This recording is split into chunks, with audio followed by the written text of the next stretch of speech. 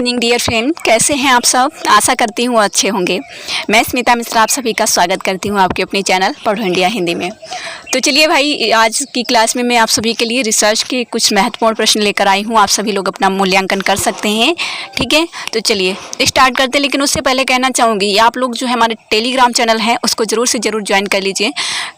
पढ़ो India Telegram channel पर मैं आप सभी के लिए क्विज स्टार्ट कर चुकी हूँ। वहाँ पे मैं शेयर करती हूँ क्विज को, तो आप लोग लगा सकते हैं फर्स्ट पेपर की, ओके।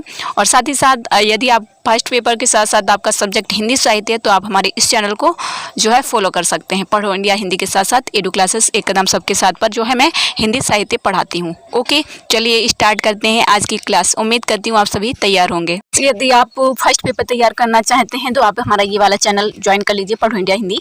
यहाँ पे मैं फर्स्ट पेपर की क्विज शेयर करती रहती हूँ, ओके। जल्दी से जल्दी ज्वाइन कर लो, वही अच्छा रहेगा आपके लिए, ओके। चलिए अब हम स्टार्ट करते हैं क्लास को। मैं आपका ज़्यादा समय नहीं लूँगी, आप लोग अपना मूल्यांकन कर सकते हैं। देखिए यहाँ पे थोड़ा आपको ऐसे क्वेश्चन मिलेंगे जिनमें टिक लगा हुआ है, लेकिन महत्वपूर्ण प्रश्न है इसलिए मैं आप सभी के लिए लेकर उपस्थित हुई हूँ। तो पहला क्वेश्चन है, अनुसंधान से क्या तात्पर्य है। आपको ध्यान देना है, रिवीजन करना है, ठीक है।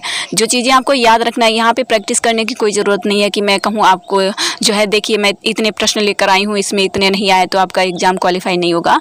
मैं यहाँ पे आपको पढ़ाने आई हूँ, सिखाने आई हूँ कि यदि ये प्रश्न आ जाए आप इस तरीके से इनको सॉल्व करिएगा, ठीक है। चलिए, अनुसंधान से क्या तात्पर्य है। अनुसंधान का तात्पर्य है मित्रों, यह एक उद्देश्यपूर्ण, व्यवस्थित और गतिविधि है। क्या है यह? एक उद्देश्यपूर्ण व्यवस्थित गतिविधि है। ये आपको ध्यान रखना है, बाकी सभी गलत हैं।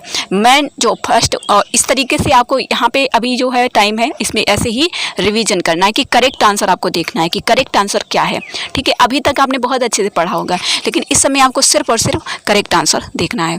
चलिए नेक्स्ट हमारा जो प्रश्न है वो है कि अनुसंधान सदैव किस संदर्भ में किया जाता है। तो मित्रों, पुराने ज्ञान का सत्यापन करने के लिए, नए ज्ञान की खोज करने के लिए और ज्ञान के बीच के अंतराल को पूरा करने के लिए। तो डी ऑप्शन आपका करेक्ट हो जाएगा।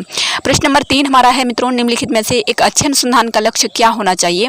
तो वो होता है सिद्धांतों और सामान्यीकरण का विकास होना चाहिए। सिद्धांतों और सामान्यीकरण का विकास करना चाहिए।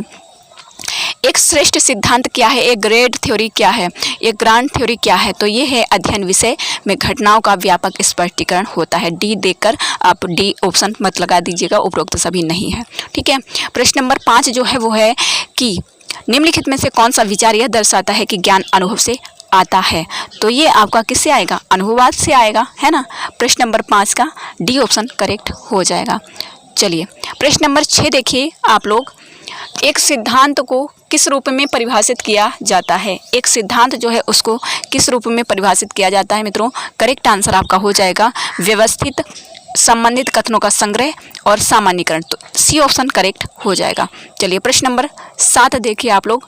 प्रश्न नंबर 7 जो है वो कह रहा है कि ज्ञानवाद किसको संदर्भित करता है। ज्ञानवाद जो है किसको संदर्भित करता है। प्रश्न नंबर 7 का करेक्ट आंसर आ जाएगा आपका डी। यह साक्षात्कार तकनीक का एक प्रकार है ज्ञानवाद, ओके। चलिए प्रश्न नंबर 8 देखेंगे आप लोग। प्रश्न बहुत ही अच्छे हैं, निम्नलिखित में से कौन सा सिद्धांत का एक कार्य है। तो मित्रों यहाँ पे आपका वर्तमान ज्ञान का एकीकरण करना और सारांश निकालना, भविष्यवाणी करना, घटना की व्याख्या करना। डी उपरोक्त सभी करेक्ट हो जाएगा। प्रश्न नंबर 9 है हमारा कि 17वीं शताब्दी के महान दार्शनिक जो ये मानते थे कि मानव मस्तिष्क जन्म के समय कोरे कागज की तरह खाली है और यह कि सबसे अधिक ज्ञान संवेदी अनुभव के माध्यम से प्राप्त होता है, जो आपकी संवेदनाओं में आता है। तो करेक्ट आंसर लोके हो जाएगा। लोके का नाम आपने सुना होगा। प्रश्न नंबर 10 देखेंगे आप लोग। प्रश्न नंबर 10 कह रहा है कि प्रत्येक क्षेत्र में अनुसंधान ज्ञान के व्यवस्थित और क्रमिक प्रगति को बढ़ावा देता है, लेकिन आविष्कार दुर्लभ होते हैं। तो यह क्यों, ऐसा क्यों होता है। प्रश्न नंबर 10 का करेक्ट आंसर हो जाएगा डी। अधिकांश लोगों में इसके संबंधित वांछित ज्ञान कमी होती है, उनके पास ज्ञान की कमी होती है, उनके पास ज्ञान नहीं होता, इसलिए वो लोग ऐसा कहते हैं। प्रश्न नंबर 11 है मित्रों, निम्नलिखित में से कौन सी एक शोधकर्ता की गुणवत्ता नहीं है। तो वह दूसरे शोधकर्ता के साथ सामंजस्य स्थापित करता है, ऐसा नहीं होगा। वह सचेत मन वाला होना चाहिए, वह जांच में उत्सुक होना चाहिए, उसको अपने निर्णय को प्रमाणित करने का जो है अनुभव होना चाहिए। अनिवार्य है कि वो अपने जो तर्क हैं उनको प्रमाणित कर सके।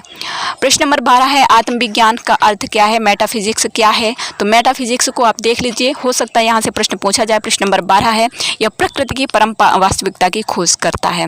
प्रश्न नंबर 13 है मित्रों, निम्नलिखित में से अनुसंधान की गुणवत्ता किसमें आंकी जाती है? तो मित्रों करेक्ट आंसर अनुसंधान के संचालन में अपनाई गई पद्धति से। पद्धति याद रखना, ठीक है। प्रश्न नंबर 13 का वी करेक्ट हो जाएगा। प्रश्न नंबर 14 देखेंगे, निम्नलिखित में से किससे एक ही समस्या के कई स्वतंत्र अध्ययन के परिणामों पर आधारित सांख्यिकी आंकड़ों का मूल्यांकन करने की विधि को व्यवस्थित करने के रूप में परिभाषित किया जाता है? तो प्रश्न नंबर 14 जो है वो है मेटाफिजिक्स, मेटा एनालिसिस, ठीक है, मेटा एनालिसिस, मेटा विश्लेषण। ओके। प्रश्न नंबर 15 है मित्रों हमारा कि एक शोध अध्ययन की गुणवत्ता का किस आधार पर मूल्यांकन किया जाता है?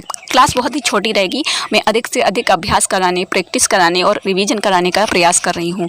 एक शोध अध्ययन की गुणवत्ता का किस आधार पर मूल्यांकन किया जाता है? तो प्रश्न नंबर 15 करेक्ट आंसर, जिस कठोरता से इसको लागू किया जाता है। एक शोध अध्ययन की गुणवत्ता का किस आधार पर मूल्यांकन किया जाता है? कि जिस कठोरता से इसको लागू किया जाता है। प्रश्न नंबर 16 है, निम्नलिखित में से कौन सा कथन सत्य नहीं है? तो 16 नंबर डी ऑप्शन, अच्छा शोधकर्ता एक अच्छा व्यक्ति नहीं होता है, व्यक्ति ही होता है, ऐसा नहीं हो सकता है ना कि कोई अच्छा शोधकर्ता अच्छा व्यक्ति ही हो।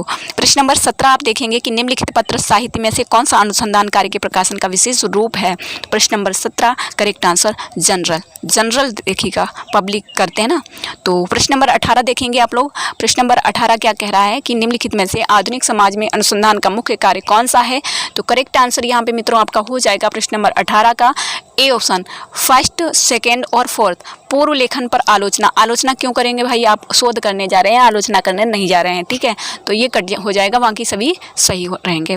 प्रश्न नंबर 19 देखेंगे आप लोग, सिद्धांत को परिभाषित कीजिए। सिद्धांत किस पर आधारित होते हैं? तो प्रश्न नंबर 19 का करेक्ट आंसर, सिद्धांत होते हैं अवधारणा और सिद्धांतों का एक संयोजित तरीका, ठीक है। निम्नलिखित में से कौन सा कथन सिद्धांत को परिभाषित करने के संदर्भ में सत्य है? तो याद रखना, अवधारणाएं जो हैं आपकी और जो सिद्धांत हैं उनको संयोजित तरीका है उसका। 20 नंबर प्रश्न है हमारा, अनुसंधान एक ऐसे व्यक्ति द्वारा आयोजित किया जा सकता है जिसने क्या किया हो? तो प्रश्न नंबर 20 का करेक्ट आंसर हो जाएगा सोच और तर्क क्षमता रखता हो, ठीक है। चलिए 21 नंबर प्रश्न हमारा है, देखिए, निम्नलिखित में से एक शोधकर्ता का विशिष्ट गुण है। शोधकर्ता का विशिष्ट गुण क्या होना चाहिए? जिज्ञासा होनी चाहिए, सक्रिय कल्पना होनी चाहिए, क्षमता होनी चाहिए, उपरोक्त सभी। डी ऑप्शन करेक्ट हो जाएगा। आपको क्लास पसंद आए तो प्लीज़ लाइक करना मत भूलिएगा और शेयर भी कर दीजिएगा। 22 नंबर, आंकड़ों को सूचना में परिवर्तित करने की प्रक्रिया के लिए निम्नलिखित में से कौन से शब्द का प्रयोग किया जा सकता है? आंकड़ों को सूचना में परिवर्तित करने की प्रक्रिया के लिए आंकड़े आपके पास हैं, अब आपको क्या करना है? उनको परिवर्तित करना है। तो 22 नंबर क्या होगा? संश्लेषण। आंकड़ों को सूचना में परिवर्तित करने की प्रक्रिया के लिए निम्नलिखित में से कौन से शब्द का प्रयोग किया जाएगा? संश्लेषण करेंगे, डाटा को आप संश्लेषित करेंगे। प्रश्न नंबर 23 है, निम्नलिखित में से तर्क वितर्क के परिणाम को क्रमबद्ध तरीके से प्रस्तुत किया जाने के लिए किस शब्द का प्रयोग किया जाता है? तो ये आपका हो जाएगा 23 नंबर, करेक्ट आंसर 23 का हो जाएगा मूल्यांकन करना, ठीक है, मूल्यांकन करते हैं। 24 नंबर क्वेश्चन हमारा है कि एक शोधकर्ता से सामान्यतः क्या अपेक्षा की जाती है? तो वह नए सिद्धांतों और नियमों का सृजन करेगा ना। तो 24 का करेक्ट आंसर बी हो जाएगा, नए सिद्धांतों और नियमों का सृजन करेगा। 25 नंबर आज का लास्ट प्रश्न हमारा रहेगा मित्रों। उम्मीद करती हूँ ये 25 प्रश्न आपके परीक्षा में यहाँ से आने की संभावना रहेगी, ठीक है। यहाँ से मतलब यही नहीं, लेकिन इससे संबंधित निम्नलिखित में से अंतः विषय अनुसंधान का मुख्य उद्देश्य क्या होता है ना। तो अगर यही आने लगे तो मैं तो फेमस हो जाऊंगी, है ना, कि मैम जो पढ़ाती वही आ रहा है।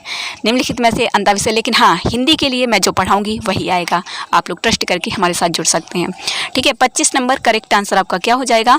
वो हो जाएगा अनुसंधान के लिए समग्र दृष्टिकोण रखना। तो ये थे हमारे 25 प्रश्न। उम्मीद करती हूँ आप सभी लोगों को पसंद आए होंगे। Okay, all the best, take care, जय हिंद, जय भारत।